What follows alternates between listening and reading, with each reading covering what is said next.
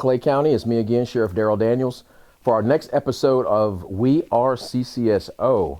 And you know, a lot of people get in professions and they identify themselves with law enforcement, plumbers, roofers, mechanics. Well, around here, we embrace the fact that we are the Clay County Sheriff's Office, a very diverse group of individuals with a common cause, and that is to keep Clay County safe. And joining me today is Miss Bonnie. She represents our communications center and all the employees who are dedicated to receiving calls and dispatching calls.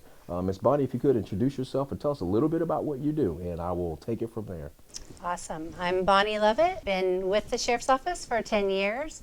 I took this position because I wanted to help others, get the help out to others, and serve my community. Very well, Miss Bonnie. So what a lot of people don't know about the communications center, it is kind of divided up into several components. There are folks who receive 911 calls. There are folks who just receive non-emergency calls. There are folks who they dispatch calls. There's the National Crime Information Center, NCIC component, and the Florida Crime Information Center, FCIC component, validations that you talked about. If you could tell us a little bit about validations, since you mentioned validations. Sure. Validations works directly with NCIC and the FCIC. I make sure that everything that we take in, all of the reports that are generated by the officers or the community, calls the Sheriff's Office for a report. The officer goes out, takes that report. Then the officer will have that information entered into NCIC and or FCIC. It's my job to make sure that the information that was collected by the officer is what we have actually entered into NCIC and FCIC, and that we are following NCIC and FCIC's policies. Mm-hmm. So, you know, in addition to validations and NCIC and FCIC and all these other acronyms out there, sometimes we get information that we have to verify.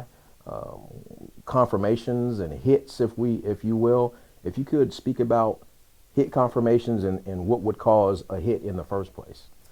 Sure. When our deputies are out and they're engaging with the public, albeit a possible traffic stop, they may run their information. They may run their tag or run their driver's license, and if by chance they have a warrant out of our jurisdiction or another jurisdiction, NCIC will issue a hit. There will be information that says check and make sure that this person is the right person, but they possibly have a warrant out for their arrest.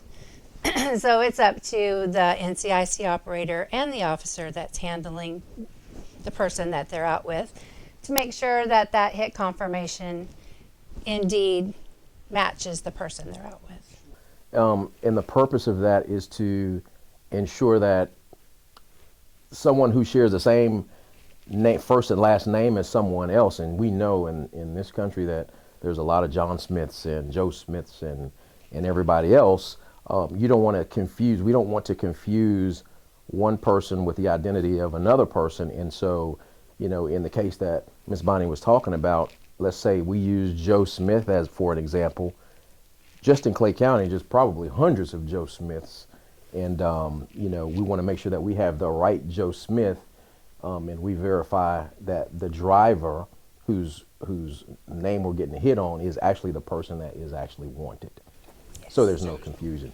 You know, so in the communications center, it's kind of like the first line of law enforcement. You know, you are the voice of law enforcement. You know, the person calls, they are in crisis or they have some need for law enforcement services, and you know, they call the communications center. Just in your years of experience, what types of calls have you you know, encountered that may make you raise your eyebrow or have caused you some concern?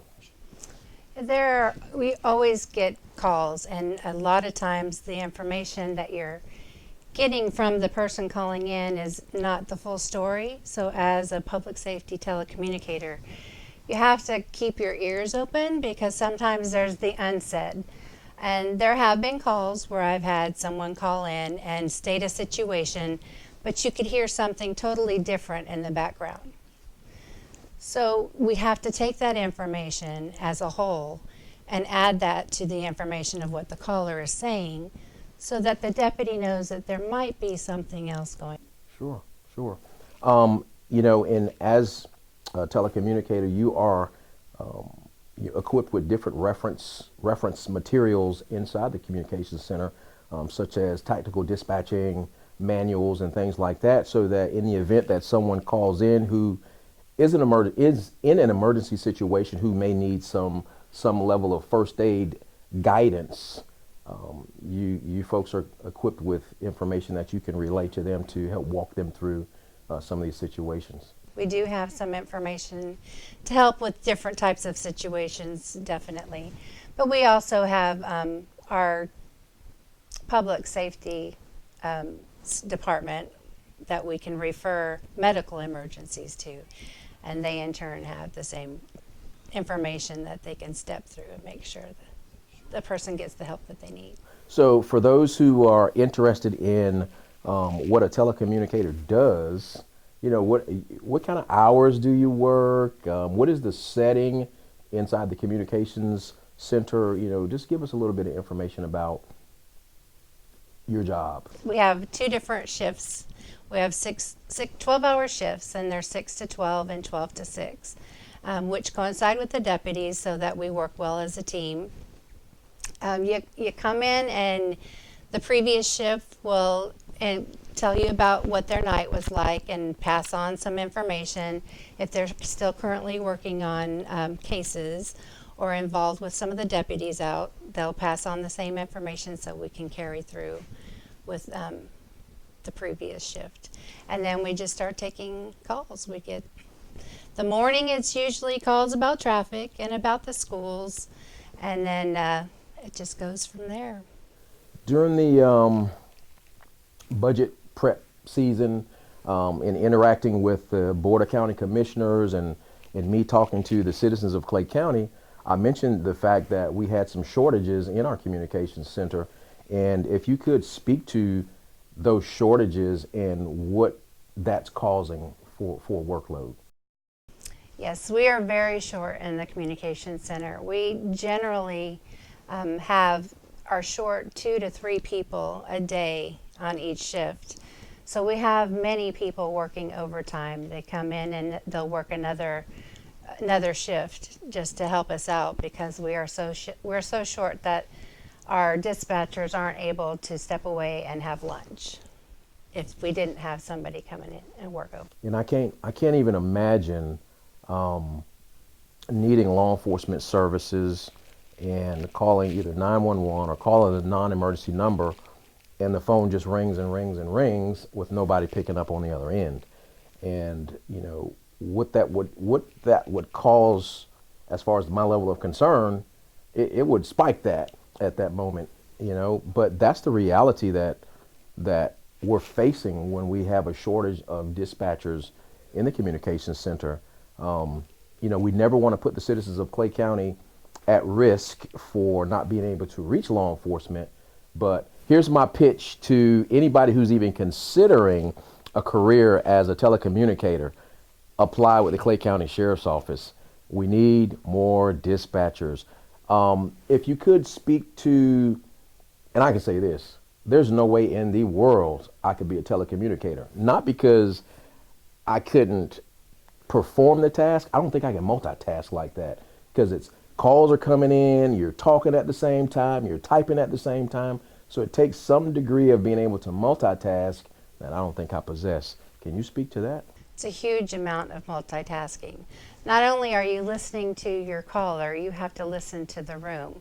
You've got people who are talking about the radio at the same time that you've got a caller online, and maybe that information about the radio pertains to your caller. You have to stay attuned to everything that's happening in the room. Because you have several positions in the room. You have a call taker position, you've got the radio operators, you have a supervisor, and currently we also have the switchboard operator is in there. So there's always some form of communication going on within the room that you have to stay attuned to, as well as get the information from your caller at the same time. I have sat in the communications center and sat on the console certainly not to dispatch calls because we know I couldn't do that. I've already said that. But I have heard where a dispatcher was dealing with a situation and communicating with law enforcement, and someone else take a call in that actually played a part in the success of this call, because let's say in this case the victim was calling and speaking to a dispatcher, the suspect called and was talking about an unrelated issue, and we married the two up and actually solved the case that way. It's just, this happens a lot in communications. So as you're taking the information, you're also paying attention to the calls that are already on the screen. And so, and you have to type all of the information at the A same lot time. of paying attention to the small details, and utilizing the senses, your sight and sound, and being able to verbalize or communicate in a way that gets your message across to law enforcement. So, you know, as we close out this segment of We Are CCSO, let me say that our telecommunicators are they're very critical in the success of law enforcement. And here in the county of Clay, we don't take them for granted. We don't take any members of our sheriff's office for granted, but they are the unsung heroes who work behind the scenes to supplement the work of the law enforcement that you think of when you call law enforcement, the person in green. So we take our hats off to our telecommunicators. It's a valuable job that you do. Sometimes you're the unsung hero, but while you work in the backgrounds, you know, we sing your praises out front. So thank you, Miss Bonnie. Thank you for coming on the show. And as we do around here, if you join me with 3 big gulps, who are we? We are CCSO.